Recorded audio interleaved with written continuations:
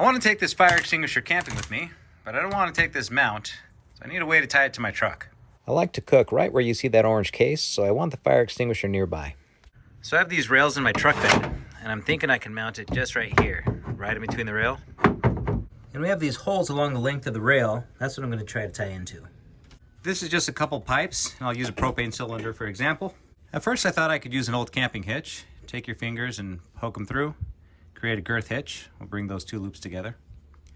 And then what we'll do is take our strands here. We'll thread one through one side, the other through the other side, and then we'll pull it tight. Okay. This clamps down, and it works great if you're tying something together. However, if you need to pull it away in an emergency, it's not going to be there. But I could pull this really tight, and that would work well. But I'm not going to be able to release it as fast as I'd like to. Plus, it requires two hands. What I really want to do is incorporate a pin that I can pull, and it releases the whole system. Let's give that same hitch a try with a little bit of modification. Pinch around. I'm going to take this, go around my anchor point. Then I'll take one loop, feed it through, take the other loop, and feed it through. And then these two loops up top, that's where I'll run my marlin spike. Okay, let's pull this tight. Yeah, this isn't working. You can't get it very tight. And let's see if you can release it with a pull. Nope, it gets caught up. Let's give something different a try. We'll go around. We'll form a bite with our two ends. We'll run it through. Okay. Now we'll take this loop up top. We'll give it a twist. And now we have a window that we're going to throw right back on top of the loops that we just made. Okay. And now I'll take my pin and I'll push it through. Oh yeah, see, that's already working better. See if we can tighten this up. That might work. Let's see if we can release it with a pull. Oh yeah, that's good. Let's try one more. Two loops down below and thread them through the one up top. Then we're going to take these two, we're going to split them apart and tuck them underneath. The window we just created will accept our marlin spike.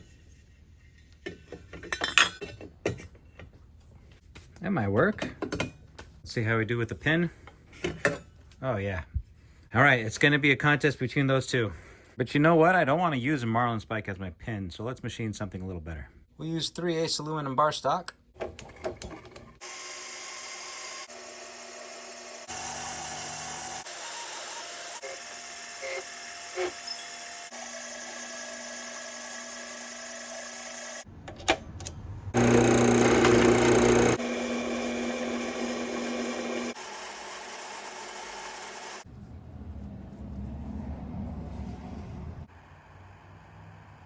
All right, let's take this one.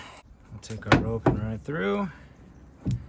Then we'll split our ears there, put them underneath, and run our pin through.